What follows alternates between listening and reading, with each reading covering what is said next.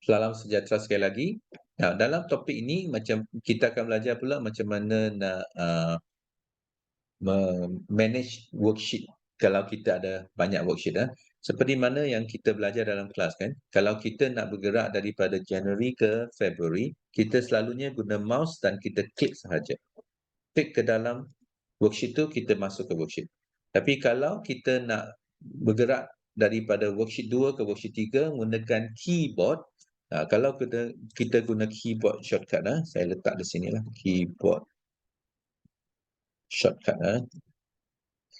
Yang ini kita kena guna control, saya letak CTRL lah, bersama-sama dengan page down. Kalau kita nak pergi ke worksheet seterusnya, kita juga boleh guna control, control, kenapa dia keluar macam ni? Control, dan kita guna page up untuk turun dan naikkan dia. Mari kita cuba. Sekarang saya berada di worksheet February. Kalau saya tekan control page down, dia akan pergi ke March. Kalau page up, dia akan balik ke February. Macam tu. Okay? Kalau page up lagi, dia akan masuk ke January. Inilah dia control page up atau page down. Jadi satu lagi cara yang mudah untuk lompat daripada January ke worksheet yang jauh, sekarang kita ada, kita boleh nampak sampai Oktober. Katakan kita nak tengok file untuk Disember. Takkanlah kita nak klik kat bawah ni kan, arrow ni. Jadi kita pun right click sahaja. Right click dan kita boleh pergi ke Disember. Terus double click Disember, sekarang kita dah masuk worksheet Disember. Ini cara yang lebih pantaslah untuk bergerak daripada satu worksheet ke satu worksheet. Jadi seterusnya, saya nak tunjukkan kepada kamu macam mana kita nak susun worksheet kita bersebelahan antara satu sama lain. Nah, apa yang saya nak tunjuk ni, semua perkara ni berlaku dalam satu file sahaja. Jadi untuk Excel kan, untuk Excel, setiap file dia hanya ada satu window sahaja. Mari saya buktikan. Jadi kalau saya pergi ke view, di dalam grup yang bernama Windows ni, bila saya klik switch window, dia nampak ada satu sahaja. Satu sahaja window. Jadi kalau satu window saja, tak dapatlah kita susun.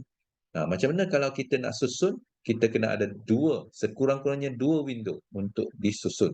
Jadi macam mana nak dapat window baru? Kita klik new window. New window. Bila you klik new window, ini adalah window yang kedua. Saya balik semula ke view dan saya lihat pada switch window ni, sekarang saya ada dua. Jadi apa yang saya boleh buat ialah di sebelah new window tadi ada arrange all. Bila saya klik arrange all, dia pun keluarlah. Dan saya pun tak tukar apa-apa. Kalau ada masa nanti, you cubalah apa itu horizontal, apa itu vertical, apa itu cascade. You cubalah, tak salah. Boleh buat semula. So, saya pun klik tile dan klik OK. Dan sekarang saya ada dua window yang disusun bersebelahan. Tapi dua-duanya Disember. Yang sebelah kiri ni saya nak tengok January. So, saya pun pergi ke bawah anak panah ni, right click, saya balik ke January. Double click.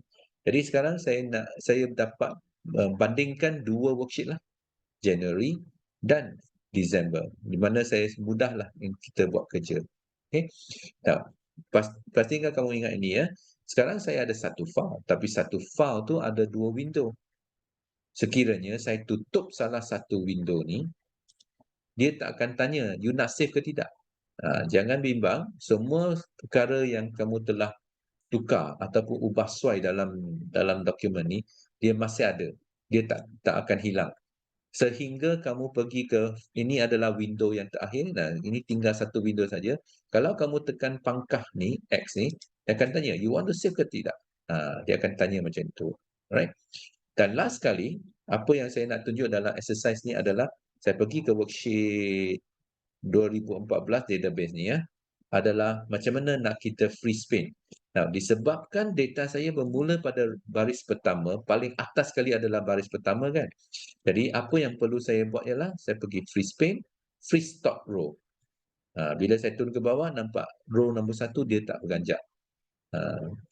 Jadi sekurang-kurangnya bila kita dah sampai ke bawah pun, kita nampak sesuatu maklumat ni, kita tahu maklumat tu adalah tajuk dia apa. Kita boleh buat macam tu. Tapi masalah sekarang ialah kalau kita pergi ke sebelah kanan, Kita nampak nilai ni, tapi kita tak tahu dia milik siapa. Jadi kita nak buat sedikit perubahan di sini ya. Jadi saya akan unfreeze dulu. Saya akan klik pada C2.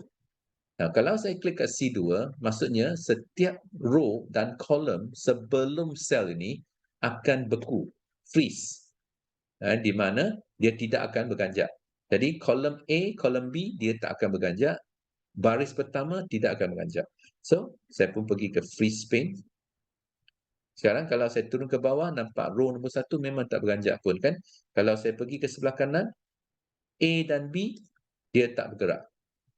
Jadi, kalau saya tengok nilai ni, saya tahu, oh dia ni Julia punya. Saya pun tahu.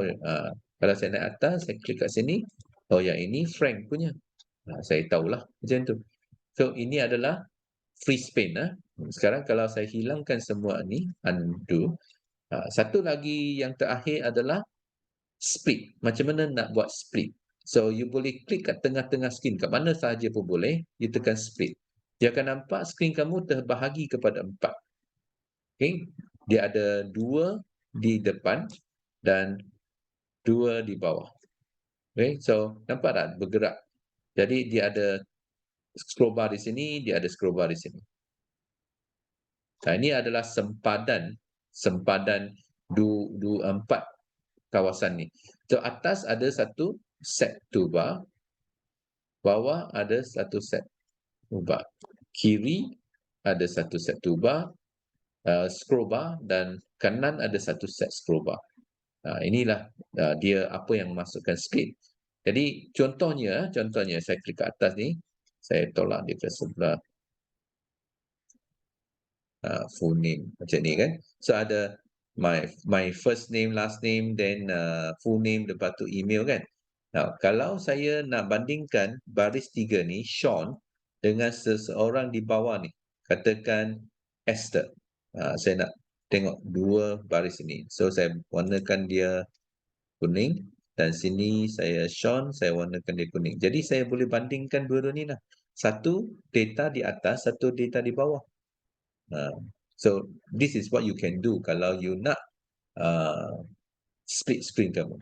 Jadi macam mana nak hilangkan screen tu kalau saya cuma nak split atas dan bawah tapi tak mau kiri kanan. So kamu letak mouse kamu betul-betul di sempadan yang menegak tu, lepas tu double click je, dia hilang. Bila double click je, nanti screen kamu sekarang dibelah 2 saja, atas dan bawah. Tak ada kiri kanan dah. Okay? Jadi selamat mencuba. Terima kasih.